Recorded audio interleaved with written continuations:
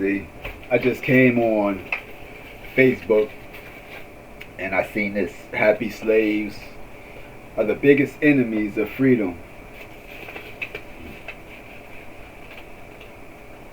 I don't, I don't understand the logic in that, but it could be. But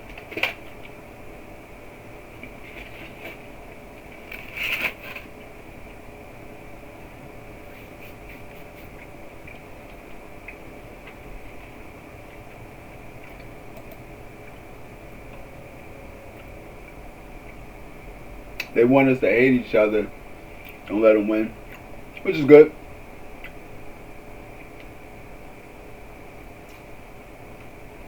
Which is pretty good.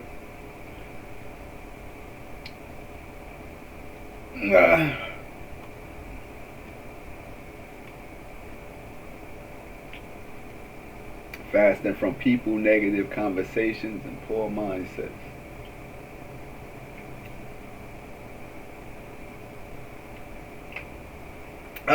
Matter of fact, this is the page that I was telling you that you have those that pretend to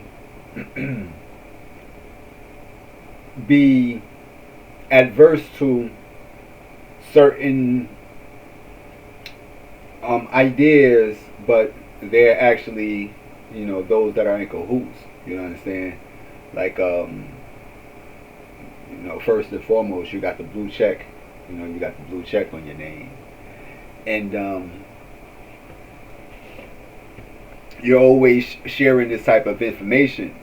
But a person like that's really, really vocal about it, you wouldn't get that. You wouldn't get that response at all. So this is something that I believe I spoke about this maybe a couple of days ago, 2 days ago, maybe 3 days ago, but I did speak about it. And I wanted to talk about circular conversation, which is the same thing, like keep talking about slavery and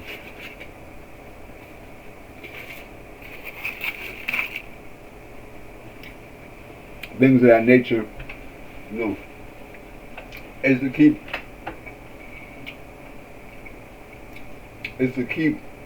a wound fresh, as opposed to allowing the wound to heal.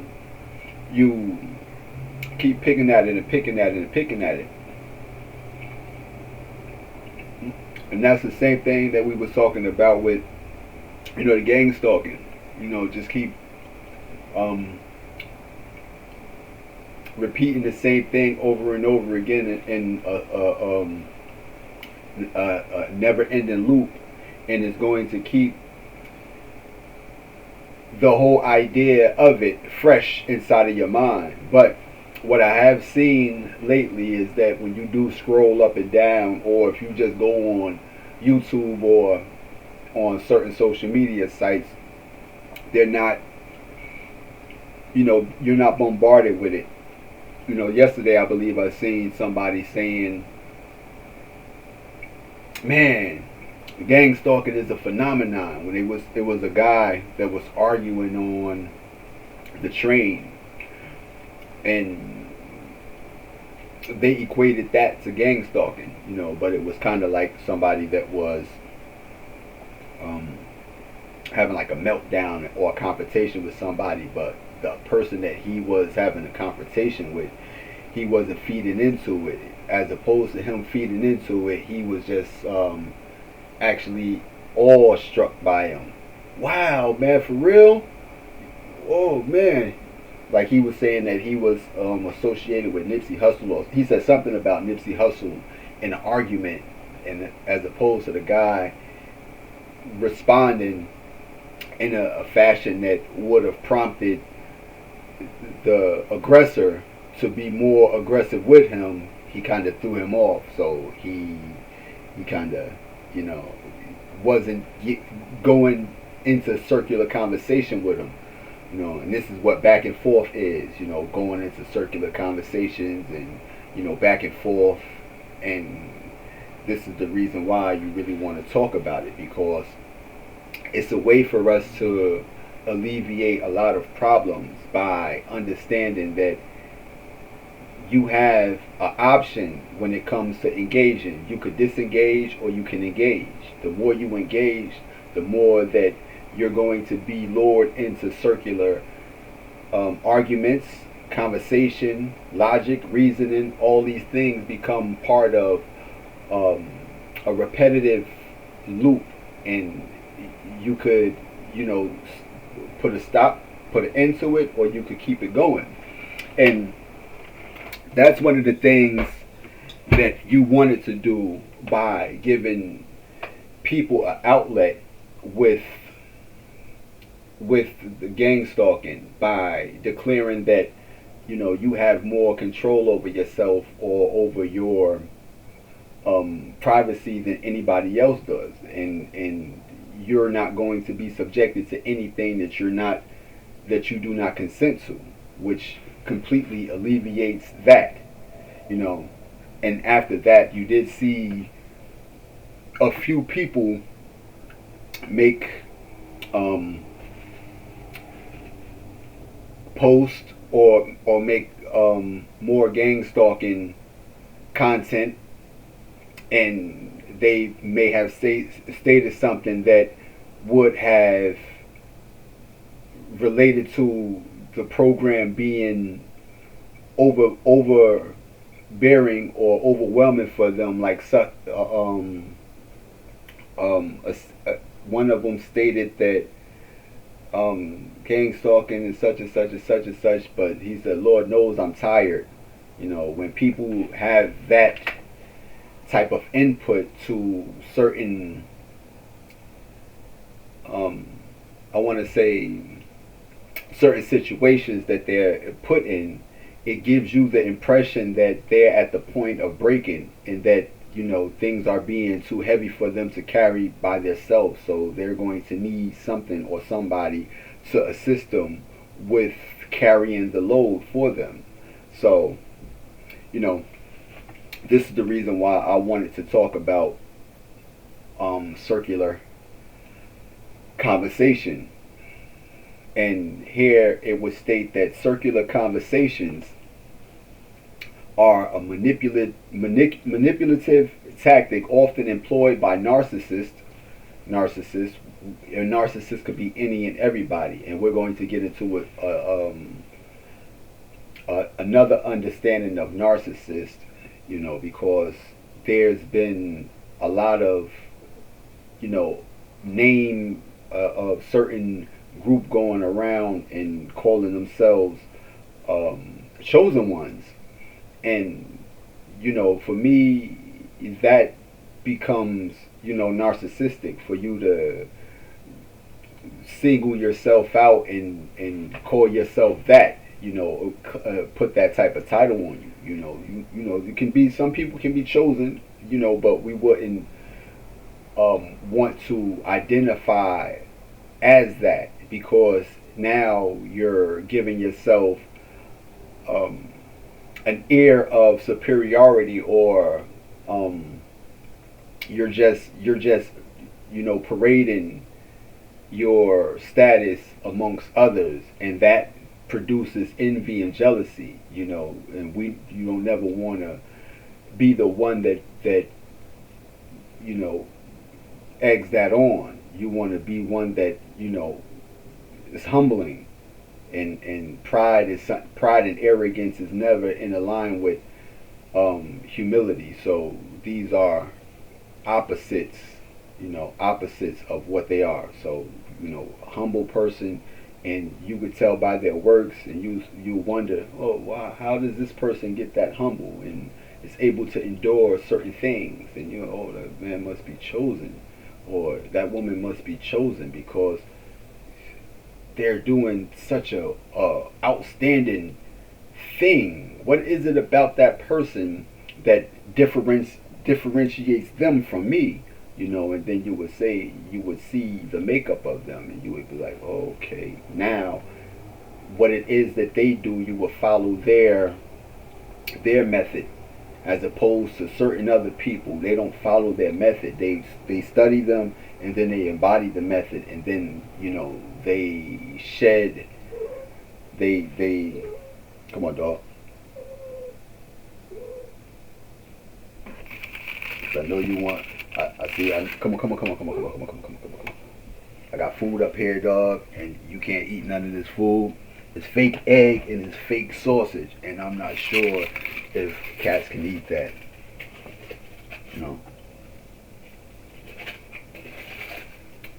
I wouldn't give them any of it anyway. But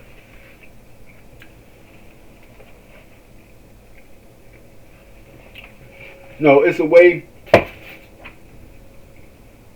to keep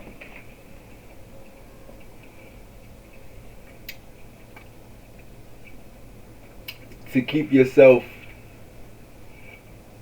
viewed in a more desirable light, just by having that moniker. And when you are selected or chosen to do certain things, you have to understand who it is that chooses you. Do you choose yourself and put yourself on the front line, and by doing so you create a certain air about yourself, or is it others that identify you as that and then create that air about you themselves? Come on, dog. Come on, bro. Come on. And then you might have those that are chosen to do certain things because they have a certain purpose in this world, and that purpose far surpasses them having a need for recognition and a need for any kind of approval. Come on, dog.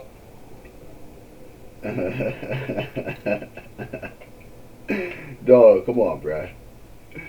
You wouldn't need any kind of approval from anybody, and that's what I've experienced. I've seen, a few years before there was a blow up with online with a certain group. With that group and another group, there was a female, an older female, and when she encountered me, she said, "Oh, you the one," and then she sent me a friend request on Facebook, and she told me that she was the financer of God's kingdom, like of the God's remnant, and by that you have people like me that knows that I'm associated with God. So if you're talking about God, then if God has people and that you're one of God's people, like you don't have to side with any kind of group, any kind of religion, any kind of anything, but that you're one that that has some sort of connection to God, a God, and you see people that say that they're associated with that God, and they have something that belongs to that God and the remnant of God's people, So she started to speak things to me like indirectly, and when people are speaking to you, you start to pick up. You could pick up when you speaking, to me. Are you basing that towards me? And dog, it's weird, bruh. So she stated that you had to be you have to be born again. And as a person that knows, the cycle of life, when you're talking about birth, death, and rebirth, that is a form of being born again, meaning that you was here before, and the only way that you're going to come back here is being born again. If you've been here, you left, and you come back, then you're born again. So that is symbolic to a reincarnation, but in the biblical sense is being baptized and having a new life. And I took it as, what does she do? She means that, if in order for me to be acknowledged as being from God, then I have to be in, this religion. So I'm like, hold on, you can't be. So she would always say certain things, and when she said it, I normally didn't respond in the way that you would respond to it. I would normally just share some of the stuff that she would say, but I started to see and hear, a lot of slick stuff coming from her. Like, you want to have a good harvest, you gotta, sow good. I mean, you have to sow good in order to have a good harvest. You can't sow evil and have a good harvest. So, and being that, this person was kind of one-dimensional, you knew that, meaning that she's only focused on this, and she's not looking for good works in anybody or any action. She's trying to promote a religion from a religious standpoint. So we knew that you're not talking about anybody just doing good and producing a good harvest. So what I took from that was that you had to sow good in order to reap good. You know what I mean? And that has a lot of different meanings to it.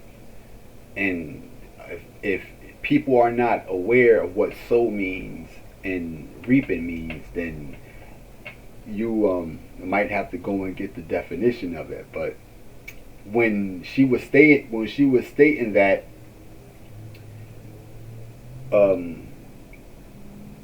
I noticed that at that time there was certain things going on in my household. Like, I stayed with my mother and her husband, which was my stepfather at the time, and it seemed as though they had some relationship with that woman, and one time they had came in the house and they had like tasers, and it was looking kind of weird, like, they was gonna tase me or something, but I understood like they had a requirement or something to do in order for them to have this good life, and it had something to do with me. One time they had an argument, and my stepfather was going to leave, like her husband was going to leave, and then she ran out, and she caught him before he left out. And when he came back in, it was like she told him something like, money, you know what I mean? Like, we was gonna get something out of at a certain point of time. And then he came back in and just kind of chilled out. And I heard her say that if they didn't do something, if somebody didn't do something, they was going to, something was going to happen to their marriage. So all this stuff I was relating back to, my circle. And at one point in time, I had hit her up in the inbox, like, yo, they keep sending this female to me, and like maybe she didn't know, because like I said, she was somebody that was, she said that she was in control of all the resources, all the finances with God's people. So that ain't something you could take lightly, because we do see that all these people are being funded from somewhere. They are being funded, and they can't not see it that way, because it's an explosion. You have prophetic word over here, prophetic word over here, chosen one over there, chosen one over there, and they're all one and the same.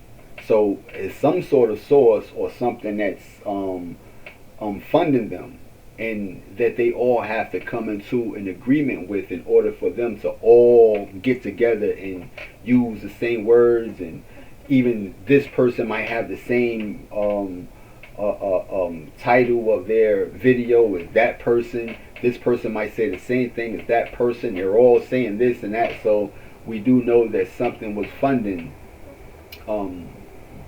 everything collectively. So, I hit her up, and, I told her, like, yo, and the girl keep playing, and this, that, and the third. So the conversation between me and her was, why do you keep messing with her then? Like, why is you know what I mean? Mess with certain people like that. So I'm like, yo, son, they put her in my life. I'm a healer. You know what I mean? I heal people. So you can't put something in my hands and I'll be like, oh, I'm not going to, So that's not how that works. You put somebody in your hands that got problems, you're going to try to fix that problem. So while you're trying to fix those problems, their whole objective is to destroy you. So this was, what you was trying to, convey to her. Like, yo, son, you say who you are, then you should be able to do something about that. You know what I mean? Shoot me some bail. You know what I mean? And when I did that, my stepfather had came in the house, like he was furious, like he was panicking, like he can't believe that I'm speaking to her, like they didn't want me to speak to her or something. But that's just something that I got out of it. But I say that to say that, there's those that are chosen, for a specific task, and it far surpasses, needing any kind of validation. But there's also those that do know about these particular people, and if they do know about them and are supposed to be embraced to them, either they're going to embrace them or they're going to shun them. What you have the persona non grata. You're going to have people that are, extremely rejected. They're going to be rejected because they hold certain things that would be adverse to, the agenda that another people is promoting. So that's why you wanted to talk about, like circular conversations, and how they become manipulative tactics. And these are narcissistic, tactics. But, when we talk about narcissists and stuff like that, it becomes so oversaturated because you have the narcissist, talking about narcissists from an empathetical perspective, and they don't identify with the narcissistic tendencies or disorder that they have themselves. So we don't want to ever sound like we're, common. What I mean? Like we're saying the same thing that they're saying, or we see things the same way that they see it. Because, like I said, it's easy for anybody to just throw a name or a title with their page and, speak about it, and you would think that they're not that, but they're actually that. So circular conversations are manipulative tactics often employed by narcissists to maintain control, evade accountability, and create confusion in their interactions. Understanding circular conversations. Circular conversations are characterized by repetitive patterns where the discussion goes in endless loops without reaching resolution. So we have seen that in, when it came to gang stalking, where they wanted a community, of targeted individuals and TIs, and we had people that was attributing that moniker to their name and calling it a community of people. And this is another way for you to lure people in and entrap them into that, into circular logic and circular reasoning. And this is, just a repetitive thing. So I have what you want to call this one here, where we can give you a real breakdown and discussion, you know, of it. You know, we had Till Swan discussing it, but you know, Till Swan became, you know, so big, and at one point in time, you was one that, you know, looked at her as, you know, yeah, very, you know, insightful and informative, but you know, these people become narcissists themselves, and bigger than, you know, become bigger than life themselves, you know, and are not really fit for, yeah, you know, you can't really say that. But a circular conversation is a frustrating, endless loop in arguments or discussion where the same points are repeated without resolution, often involving manipulation like gaslighting, blame shifting, or changing subjects to avoid accountability. Common in narcissistic abuse, but also happening in other contexts, draining participants until they give up.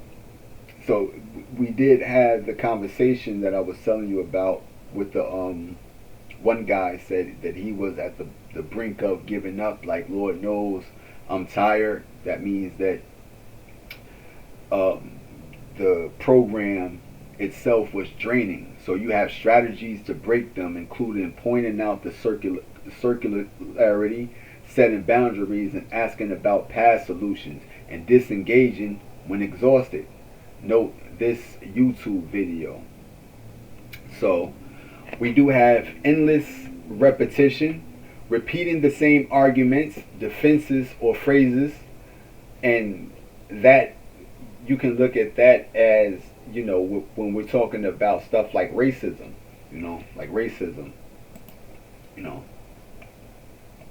when we talk about racism, it would get into, you know, a form of circular conversation, because it is something that it has no end to it. There's never going to be an end to the topic of racism.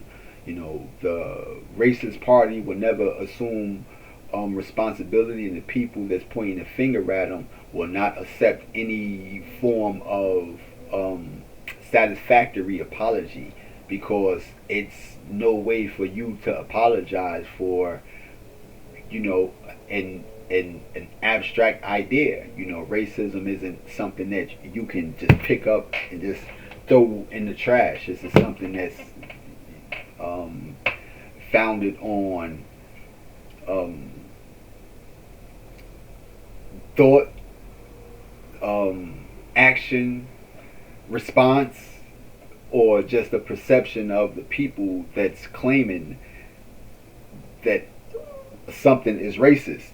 You know, a job don't hire you, and you would say that because I'm black, that job is racist, or because you go somewhere and there's all the like a Caucasian or white group or all Hispanic group, you would feel uncomfortable, and you would say that, no, this people in here is racist. So there's no way for you to ever put a concrete feel on racism. You would, this is something that is going to be a mental thing, and as long as it's a mental thing, it's going to have no resolution to it. So this is a way for us to get baited into, you know, circular conversations when we're talking about racism. We're talking about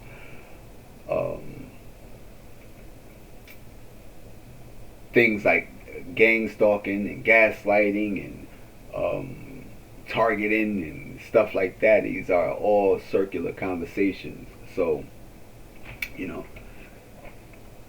it's endless repeating the same arguments, defenses, or phrases. You know, you do have the N word, which could always stir up an emotion in a people that can be baited into a circular conversation or a circular reaction, you know, that has no end to it. A group of white people can call a black person the N word, and that can stir. Come on, bro. Come on, dog. You know, come on, dog. Come on, dog. Come on. And that can stir up emotions of rage, and that can, lead to fighting. That can lead to all sorts of disruption in a person's, day-to-day life. So there's no resolution. The discussion never moves forward or solves the initial problem.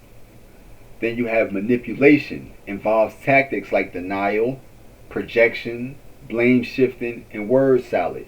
Confusing language, and that's word salad. Confusing language, word salad. Leaves participants feeling exhausted, draining. It leaves participants feeling exhausted, frustrated, and hopeless. So this is the whole objective of, just to keep drudging up the topic of gang stalking is, to have an effect of hopelessness, and if there is to be a resolution to it, it's going to be a superficial resolution to it, because this becomes some people's motivator. It's the topic of a lot of discussion for them. So if this is a way for you to generate topics and to get more people to zero in on you and subscribe to you, especially when you do have a lot of people commenting and wanting more information, then you'll be compelled to make more content and produce more information pertaining to it. Especially when you do have information pertaining to it. This is something that you can actually see. You can foresee that. Like, oh, okay, so y'all want more information? Well, let me go and find out more information. Yeah, and then you produce more information, and more people chime in and talk, and they'll relate to it. And you're not one that want to put an end to it, because, like I said, this is a way for you to get attention out of it. It's attention seeking, which becomes narcissistic. Narcissists want attention, want to be the center of attention, and even at the expense of fabrication or fabricating things. Whether it's a false sense of being stalked or gang stalked or targeted, or a false sense of being one with superior knowledge, of a certain topic. So this is one thing that narcissists want. So this is a way for you to be lured into circular logic and circular conversations by you wanting to appeal to a wide audience. And this was something that was going to happen to me, to keep repeating things and say, hold on, I'm falling into the same thing that I'm actually against. I don't want to be seen in a light that you want to be seen. I don't need to be that. When you're one that has a genuine or a natural light, you don't have to fabricate your light. It doesn't have to revolve around a certain topic, because you're one that normally sparks something. You're one that normally sets the stage or sets the tone for certain things. You're a trendsetter, not a follower. So this is a way for a trendsetter to become a follower by following a topic that is a widely discussed thing, and you become less than by becoming a part of that. So that's what I see as a means of um,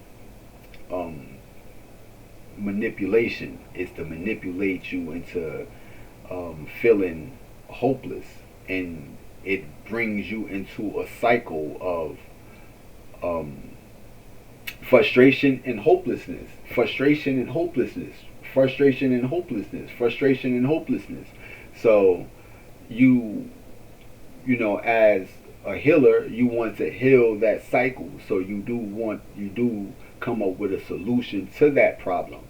And then you have the control tactic, often used by narcissists to avoid accountability and to maintain power, you know, and that's part of all in the aligned with keeping you in a certain box to maintain that power and that control over you. As long as the topic comes up and you're one that believes that you're that is happening to you, you're going to believe that that is actually, you know, still prevalent, and it has that kind of power over you because it triggers a response in you. By you seeing it, you're like, oh, you know, they're going through it too still. Oh man, it's getting worse.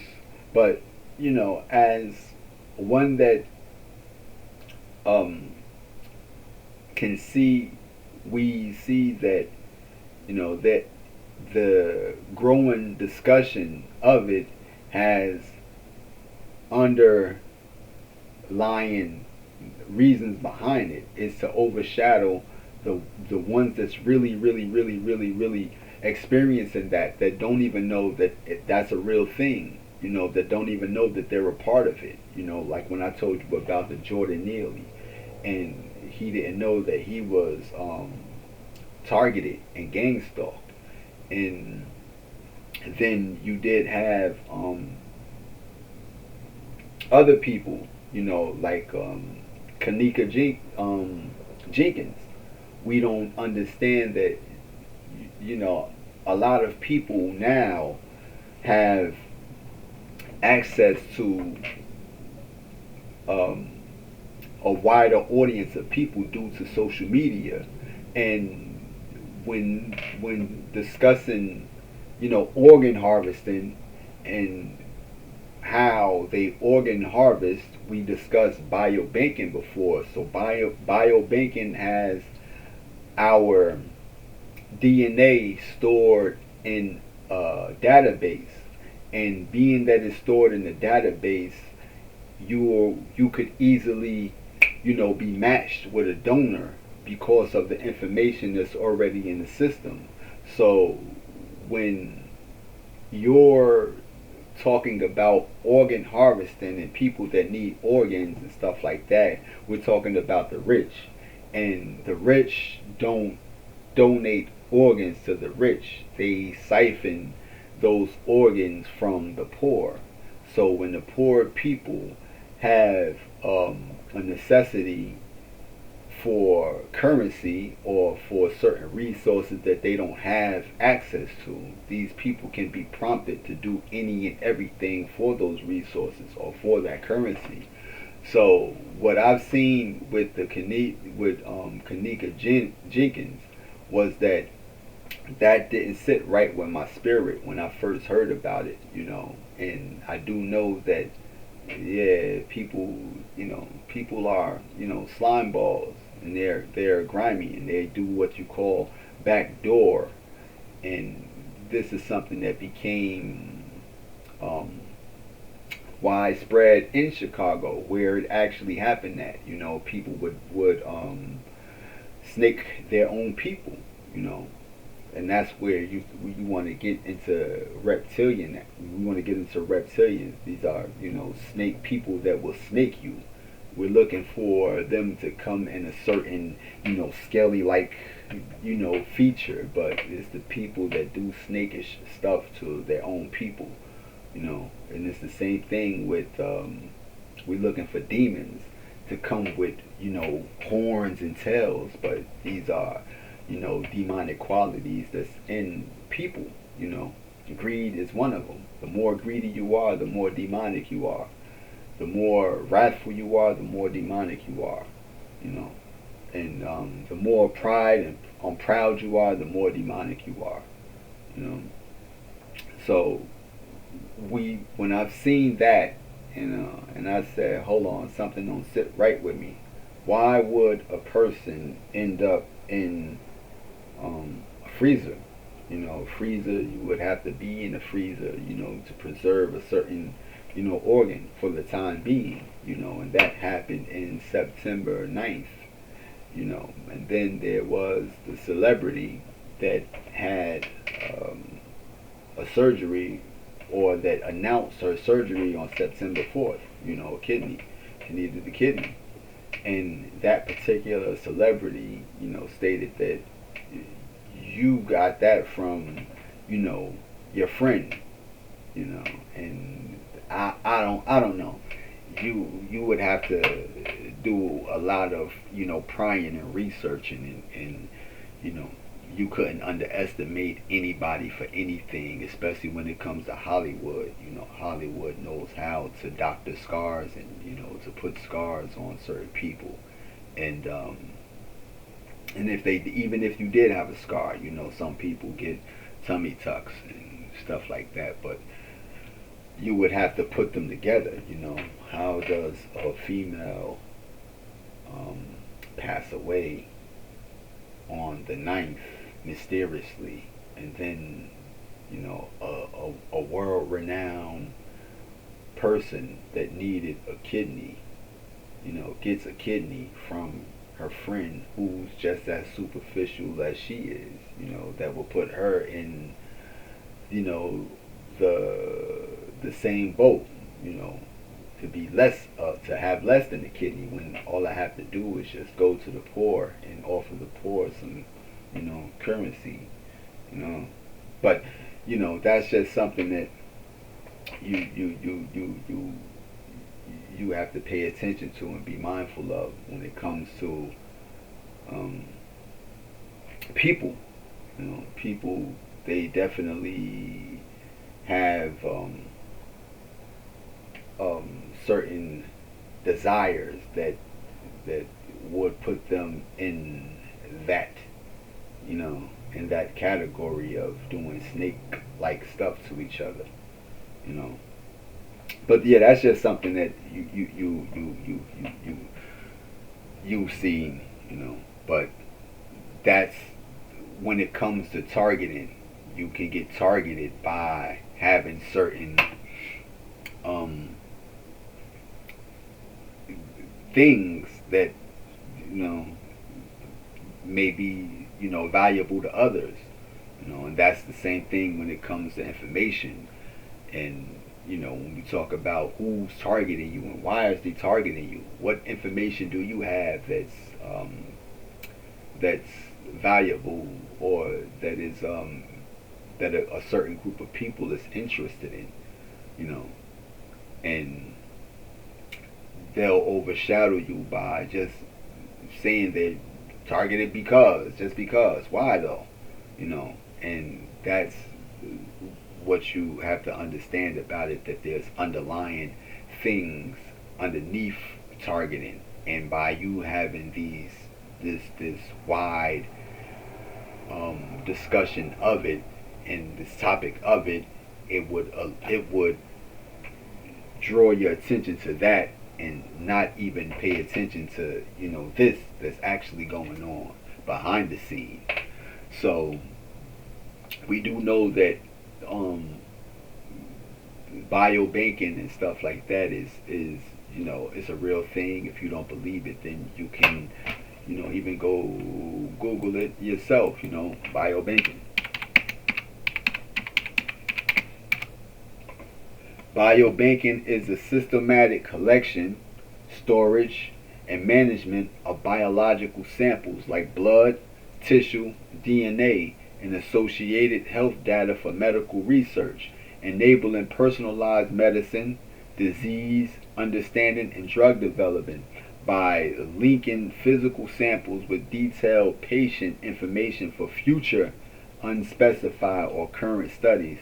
So it's for the whole purpose of having access to data for future references. So if you do need a certain, you know, organ, let's see what we got. I can locate one here. We have this particular person, Michael Smith, that stays in Utah, Oregon, or wherever Utah is, wherever Utah, I don't know, that stays in, you know, Utah, and he's related to Michelle Smith. Okay, Michelle Smith. How you doing, Michelle? Hey, do you know Michael Smith? Yeah, I know Michael Smith. How do you feel about Michael Smith? $5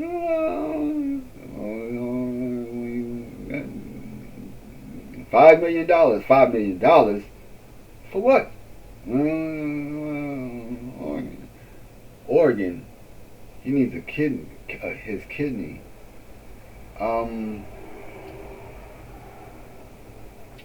What do y'all need me to do? You know, just that simple. You know, that simple.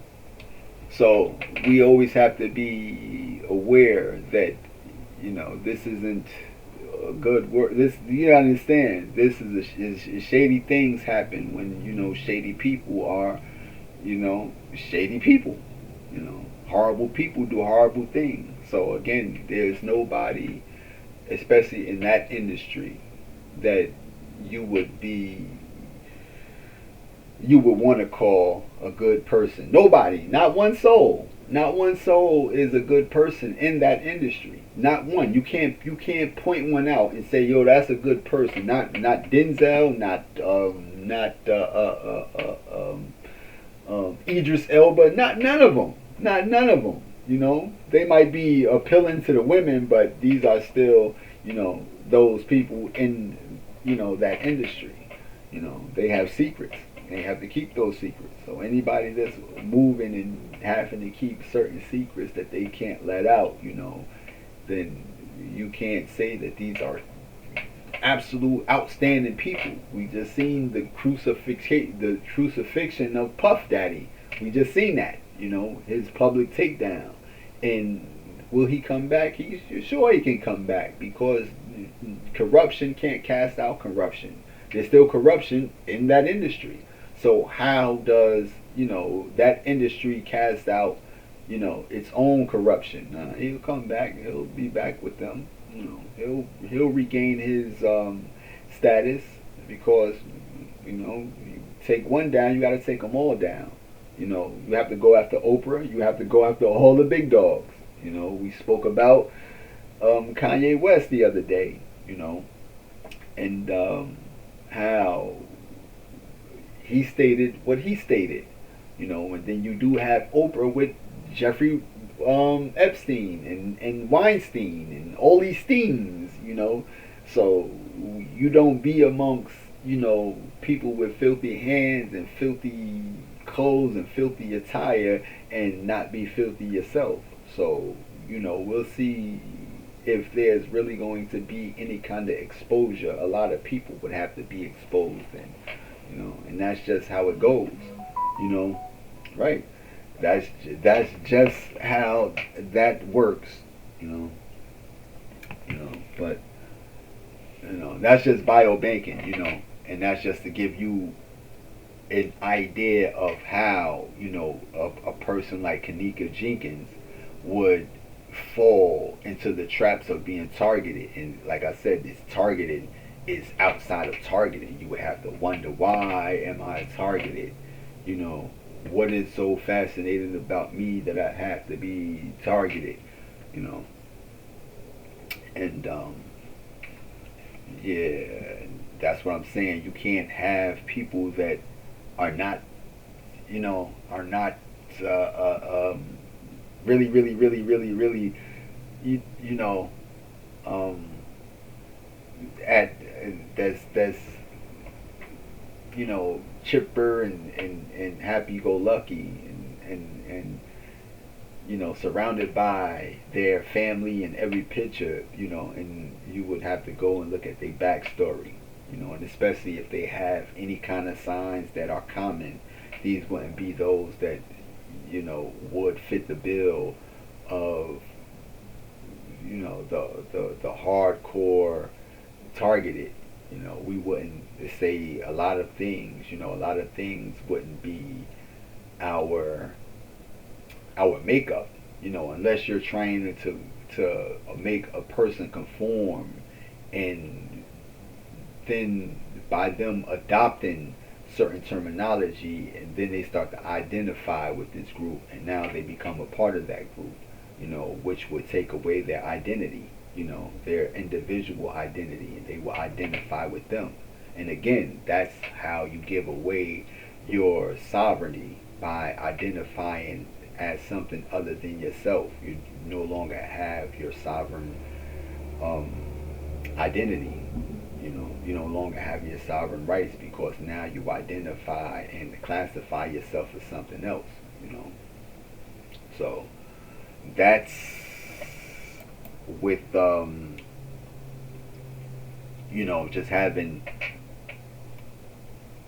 the back the what's going on in the background, because I had gotten good with these group of people online. We was all playing games with it was called Ghost of Tabor. So I had a group of people that I got friends with, and being that you knew that you was being gang stalked, it doesn't matter where it's at, and that there was something that was brewing around you. You don't know what it is, but what I do know is that you have a certain intuition and a certain knowing about certain things. So you do know when somebody's not right, and then when somebody is unaware of what's going on, but they all seem like they was aware of who I was, and that they was all trying to get on good terms with me, and then slow build a rapport. So one of the guys, they after meeting him, you don't know him, we don't know him that good, but he was talking to his girl in the background. He was like, I'm on with Yoshi right now, and I was like, hold on, how come he's telling his girl that he's on with Yoshi? When is he on with you? Oh, he's with the program. And we became cool, and they started to find out more and more about me.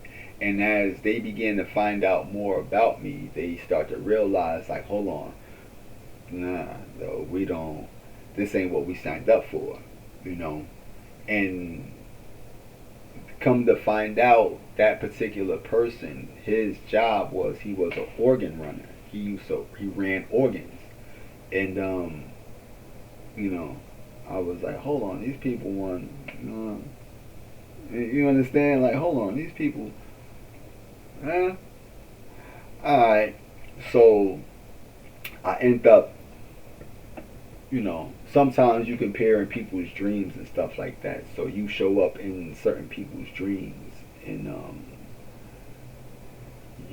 he did something to the point where he just completely, he changed his whole, perception and understanding about certain things, and you understand, this isn't over exaggerating. This is the act God honest truth, because he completely,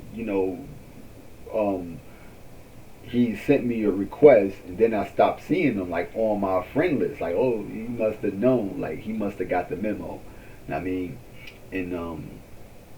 he no longer wanted to interact or respond in any kind of way. And anybody, the whole circle too, the whole circle, they must have got the memo.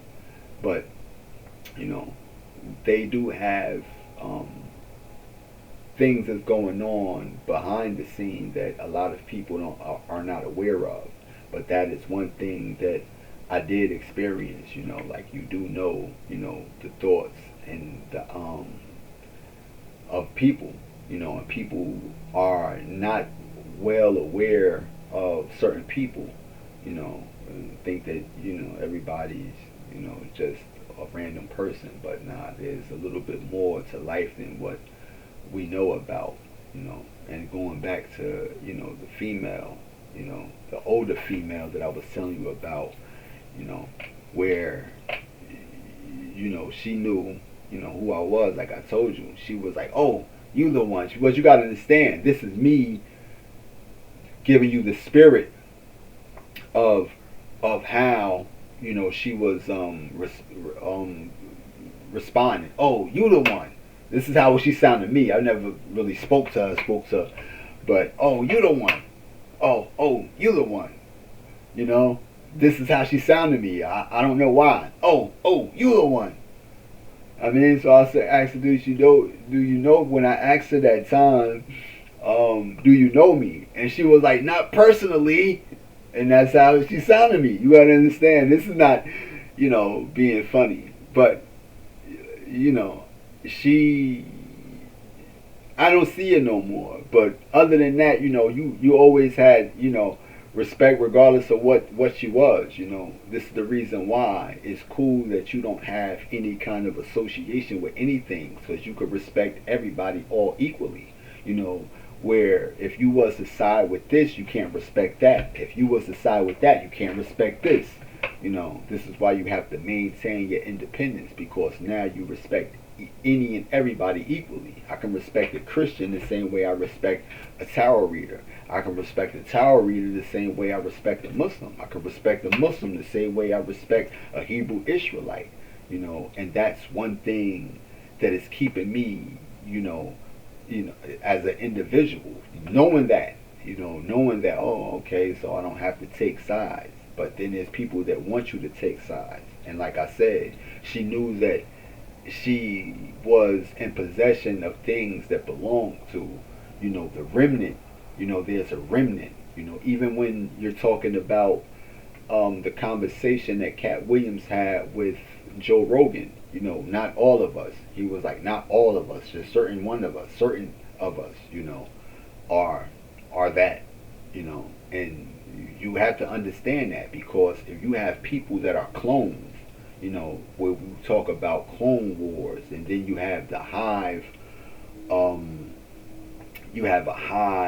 forget what it's called, but I was watching, there's this video game called Path of Exile, I believe, and I believe it's the hive body, but it was all people that just think the same and do the same thing. They're like copycats of anything that was to come out. It's like, matter of fact, it's almost like they cloned Tyrone, where the music had control over the masses of people, and then only a select few of them came from out of there, because they was like original of the original clones. So they had to keep certain originals, and the rest of the people, they was able to be manipulated and dictated to them. So they had like a hive mindset. Let me see, Path of Exile. No, it's just a game, but they was people that was called the keepers of the flame. And what I understand is that that's what Freemasons would be. They would be a keeper of certain ancient knowledge. Knight Templars would be keepers of certain ancient knowledge. And by them having access to this ancient knowledge, that means that they're keeping something that, is supposed to be sacred. And that's what they're supposed to be doing. But when understanding that you do come from, that you come from whatever it is that they're trying to keep, in possession of, then, it's only right that you're included in discussions about it. To be kept out of it, that's, that's erroneous. Like I said, you could be, a person that came back, because we do know that reincarnation is real. Reincarnation is real, then you wouldn't be waiting for Christ to come back. Reincarnation is a real thing, and it's not the body of the person coming back, it's the persona of the person that comes back. And this is how you know, because the spirit is in the persona. So if you have that persona, they know that, hold on, that is undeniable, that is definitely him, or that is definitely her. Again, and they may have been obligated at a certain point in time to protect these people, but because they went rogue, they chose, to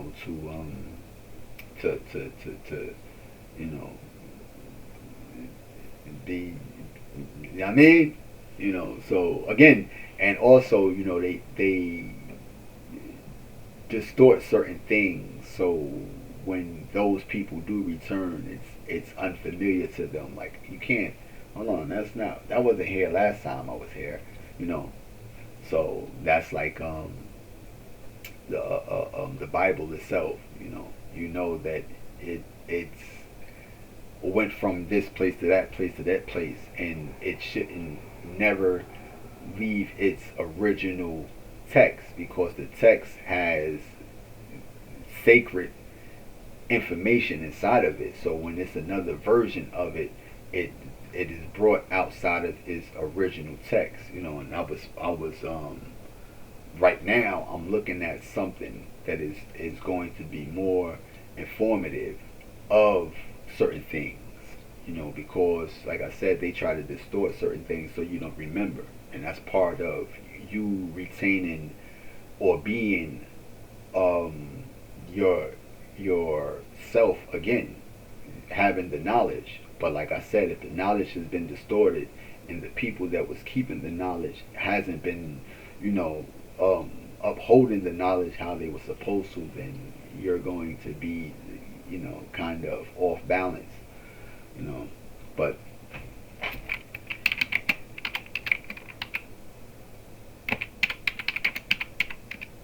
hive-born.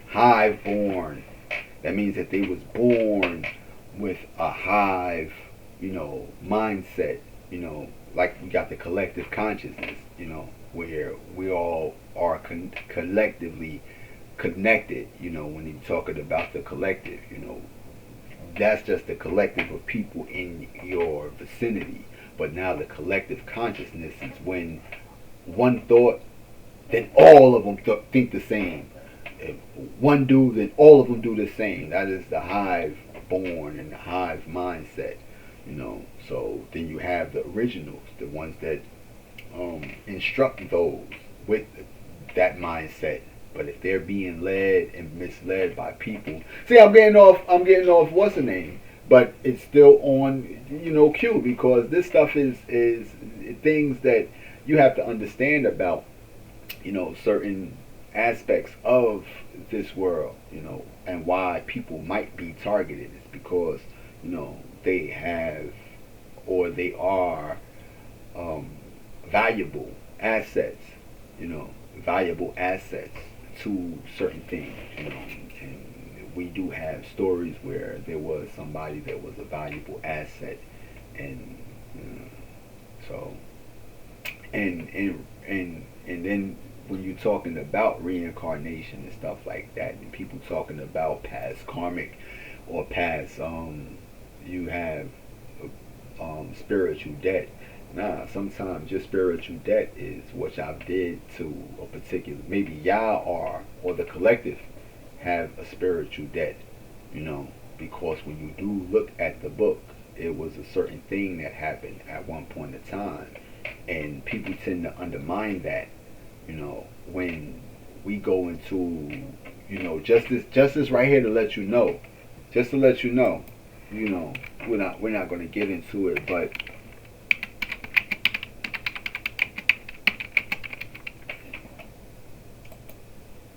you don't think, people would have to, right themselves for doing that, as opposed to a person coming back and being embraced, you don't think that they would have to come back and you know, right there, what they did for that, you know, that's a way for them to redeem themselves, you know, because their actions had fell on the actions of others, you know, and you perpetuate those people, and you become a result of those people today. If you did something to a person back then, and you still don't understand that this is a past karmic thing that you have to address, and maybe that one person would have to come back so you could, you know, make right again,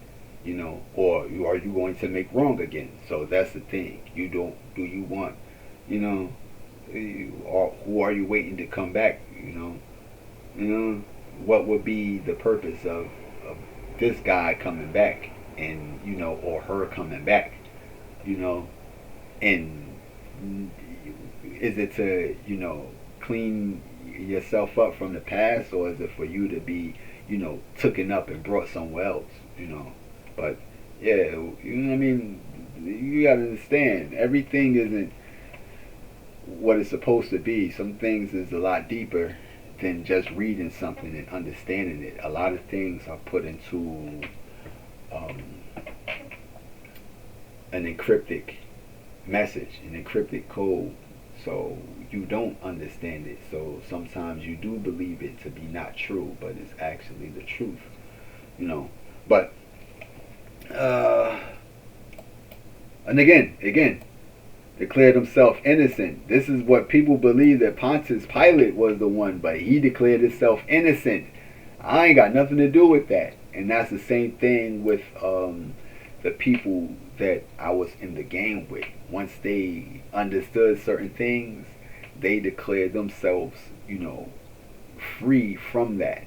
You know, they backed out of that, because like I said, I knew that they was all, you know, part of something. They was either Masons or military. And then you did have the one that was an organ runner. That was his job. He ran organs.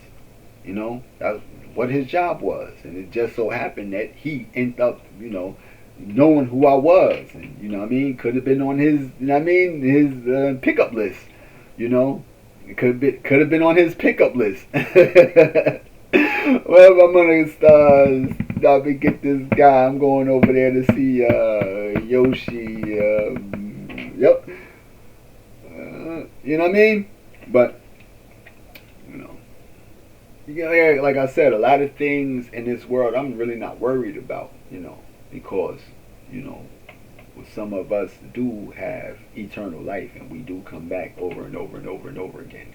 You know, and again, it's not, you know, for me, it's not because of, you know, it's because of y'all, for redemption. Maybe, look, as a redeemer, you know, redemption. But, yeah. Now, that's just something that, you know, you wanted to touch on. You know, you did experience people, you know, trying to overshadow the truth about gang stalking by, you know, just bombarding you with so many cases of it, you know. But that's not how that works, you know. So you would have to go and look at the person, you know, in particular. You would have to go and look at them, you know, like you know, they do have like I said, they got the choke people that call themselves chosen ones. And when people call themselves the chosen ones, and then you look at them and you see what type of light they're given, you know, as far as the platform and being able to speak, and you know, not having any kind of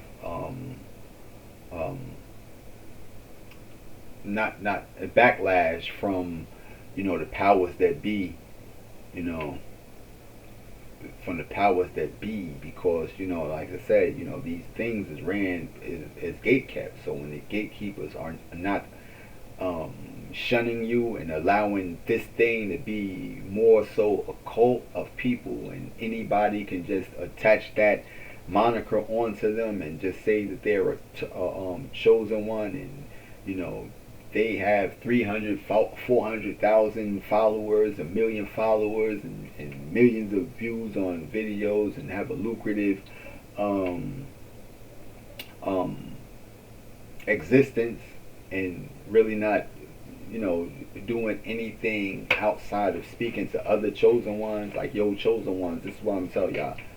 You have to speak to the people that aren't um, able to identify with that, able to identify with themselves, and you would have to give them, you would have to spark that mindset in them, like gang members. You would have to make them former gang members. You would have to make uh, uh, um, porn stars, former porn stars. You would have to spark a new mindset in a lot of people. This is the reason why you're a healing person. You heal things, not just speaking to other people that come underneath that banner or that moniker. But I don't you'll never see me put that as a title for me. I would never put a title that would make other people envious or look at me as me being a part of a group of people that can be infiltrated, and I can't, what I mean? I can't do that. But yeah. Control tactics, often used by narcissists to avoid accountability and to maintain control. The causes: entrenched positions. Both parties are too committed to their own views. They're too committed to their own views. Unaddressed core issues. A superficial topic masks a deeper, more vulnerable conflict. See? A superficial topic masks a deeper, more vulnerable conflict. So, organ harvesting and, kidnapping and stuff like that, because we do see that there's mountains of people that's every day they're becoming more, just more cases of, missing person. Have you seen this person, seen that person? But, that's, that's, that's is something deeper than the superficial topic.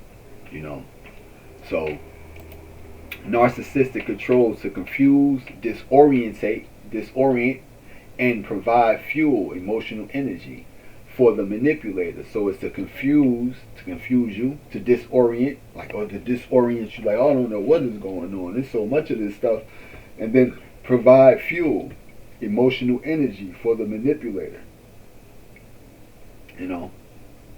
It's a fuel. It's a way to fuel. So the thing is how you break the cycle. You call it out. The reason why you made the topic. Take back your power. You call it out. You stop it. How do you stop it? By maintaining your sovereign right. Your sovereign right. Point out that the conversation is going in circles and nothing is being resolved. Be direct. State your position clearly and walk away. Recognizing the other person won't change, then that's according to, you bickering back and forth with somebody. Then you ask about action. Ask what happened with previous suggestions or apologies. What happened last time? When, somebody suggested this or somebody suggested that. What happened then? Then you have to change the subject. Change the subject. Ask permission, like, hold on, dog. Can we change the topic? Can we talk about how to make our communities cleaner? What can we do to clean up our communities, as opposed to, allowing these people to keep,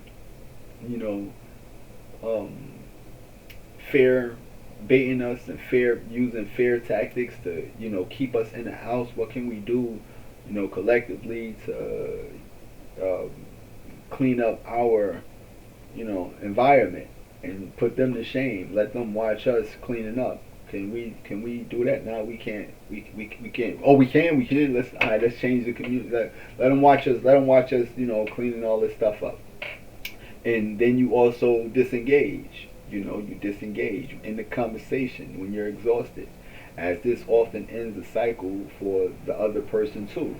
So when we had the guy and he was saying that Lord knows I'm tired, and when you're exhausted, do you keep allowing yourself to be exhausted, or do you know what I mean, say, all right, this is it, that's the end? Matter of fact, there was somebody that I just seen that said that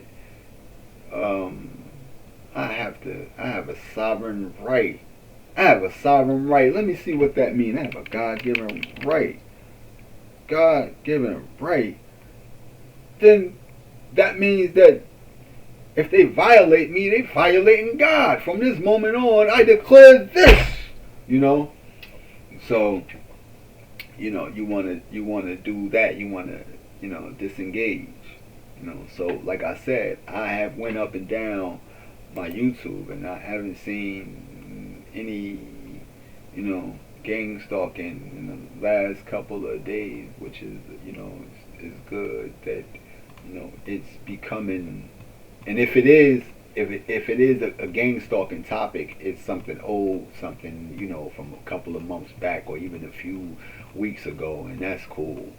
Like I said, any new case, whenever I see a new case, I'm just going to, click on it, and I'm not interested. I don't want to see this no more.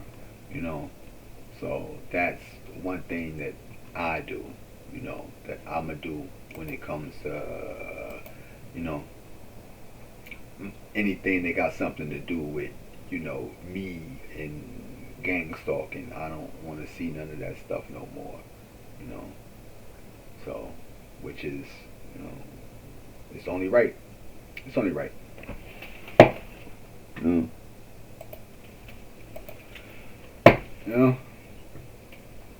So, like me, like I said, I normally got, in order for me to be a healer, I have to be healed. I have to have, in order to have a healing spirit, you have to be able to heal yourself. So you can't keep a person in a state of despair. They have to be, happy. Happiness is the healer. To be able to heal and, have a healing spirit, that's just what it is, and like I said, I just wanted to share that, because we do see a lot of people that keep things going. When we had the Hebrew Israelites going back and forth, sometimes it's just circular conversation. When you have people talking about what white people did to black people in slavery, that's just circular conversation. When you have people talking about gang stalking and this, gang stalking that, that's just circular conversation. When you have people talking about religious this and religion that, and I don't like that, that's just circular conversation. So when we put an end to circular conversation, that's when we're able to move forward. You move forward with solutions to the problem. So what is the solution to the problem? Is to stop going in circles and to find a way out. And this is biblical. God always finds a way to escape. So the devil want to keep you running in circles, but God will always make a way for you to escape from those circles, from those traps, from those situations and circumstances. So this is the reason why some of us know, we come from God, because we have, the Spirit of God. We have healing spirits. We have, good spirits. We don't like, back and forth. We don't like strife between brethren. We don't like haughty eyes, and we don't like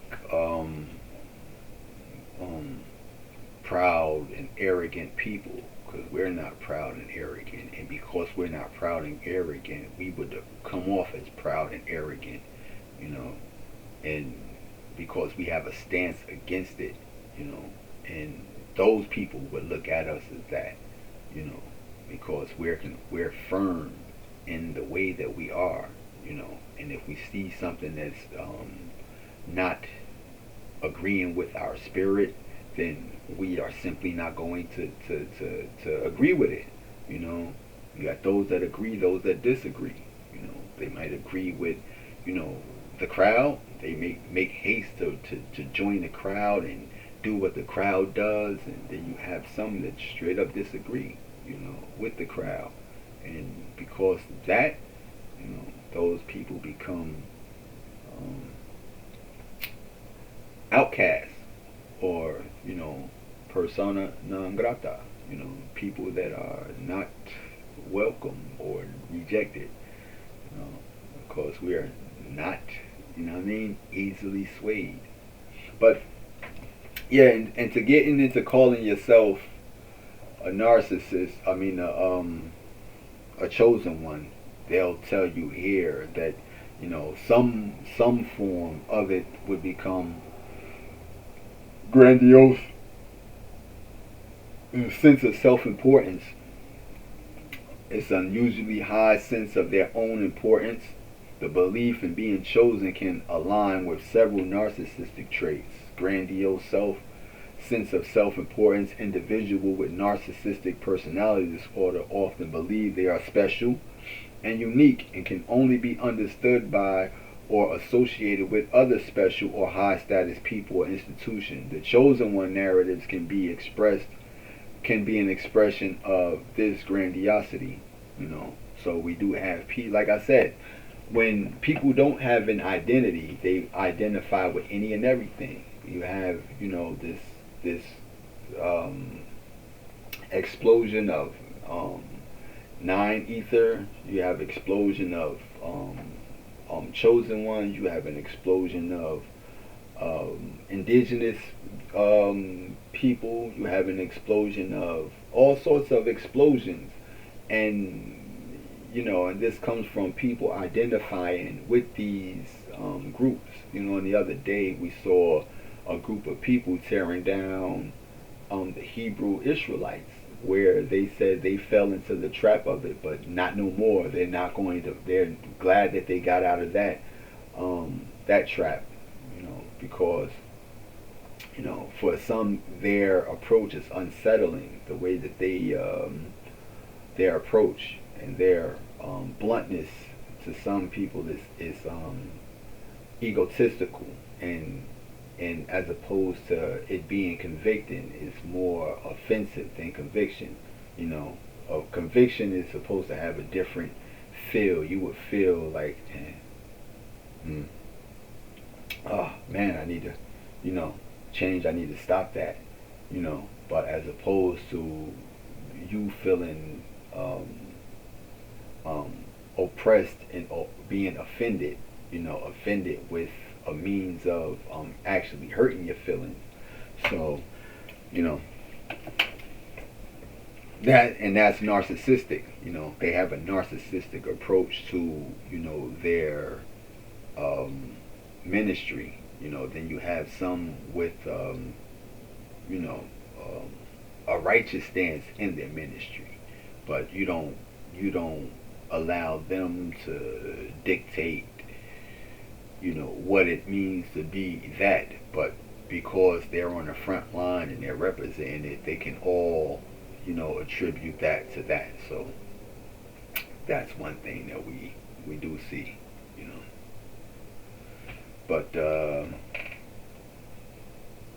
you know, they have a grand sense of self-importance. Individual NPD often believe they are special and unique and can only be understood or associated with other special or high status people or institutions. The chosen one narrative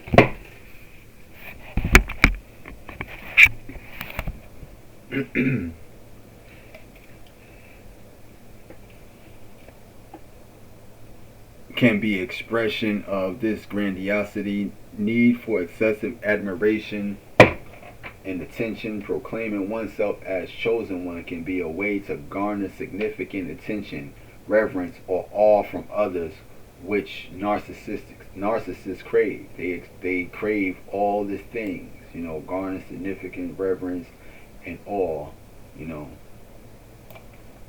that narcissists crave. So that is, you know, you want reverence, you want awe, you want significant attention. Like me, I want, people to leave me alone, personally. Me personally, I really want people to leave me alone. But then that, son, you have a certain, purpose here. And if it's up to these people, they would overshadow you and completely, eradicate you if they could, because that they have attempted on numerous occasions. And being that you don't want to be seen, and you have to make your presence known to make your understanding understood, because there's a lot of people that I see that are different versions of me, and they aren't those that they can replace somebody. They would definitely like to replace you with people that they can control. Like I said, there's dozens. I see dozens of mini-me's all over the place in their control, what that they use, and they siphon your knowledge or the way that you would do things, and allow other people, to say the same exact thing, and that would be kind of like draining to you. And being that you're one that can't be drained, you show them, like, son, you cannot not overshadow anything that has a purpose to be. That is a form of mocking God. You understand? By overshadowing something that has a right to be, and thinking that you can get away with that. No, you can't. Because here I am, a person. I do not like to be seen. And here I am, being seen. Look at all those videos. I don't want this. This is amazing, bruh. This is amazing for me to do this, because I really don't. I live in my head. I'm really a thinker, and I can give thought, to others. I can give thought and wisdom and direction and guidance. But as far as me wanting to be the one that is in the limelight, nah, we in the back. You think, what I mean? Where's God? If God was not a spirit, then you'd see God everywhere saying, "I'm God." Yeah. Spirit. But that's what man does, and this is how man distorted or corrupted, the truth about God, because they think God is this, this loud, pompous guy. Nah. God is very instructive, and you would have to be still in order to hear God. If God was loud and arrogant, then you'd hear God and be like, man, okay. You have to be still in order for you to listen and hear the voice of God. That's the reason why a lot of people are able to tune in. And then you have people that say they hear God, but they are too tuned into everything else. I have my days where, I just, play my game, but you're still in communion with God, but I'm not, shunning the voice, you're not shunning God out. And you have some that, are just that receptive, like I said, there's people on here that's real spiritualists. That's like I see that's real spiritualists. You know what I mean? And then you have some that you have to question their validity, because you have to understand, something about Jezebel. Jezebel was a prophetess. So when you do have people that proclaim to be prophets and prophetess, you do have some that, they, on the wrong side. And that's just how, that goes, especially with the woman I was telling you about. In order for you to be this, to get this, you have to, do that. And they seen that I wasn't. I mean, I wasn't going. No, I wasn't going for that. But now I seen that she transferred her power to somebody else, and I do see those particular people. I see her. I see who the new, financier is, and I see that they're still keeping up the same, tactics. You know, they don't think I see them, but the same way that people can see me, I can see them. You know, that's just something that you have to, you know, you have to be aware of. The same way that they can see, I can see too. You know, you know. And where they see me, I see them. You know, same way they see what I'm doing, I see what they doing. You know, because they may be, the children of God as well. Might have, the same abilities that, other people have. But yeah, that's just something that, I felt like touching on, because we have to get out of circular things and move forward. Because we're going to keep repeating the same thing over and over and over again until you stop getting out of the circular process of repeating the same thing over and over again. So we use gang stalking as an example of being repetitive and just repeating the same thing over and over again.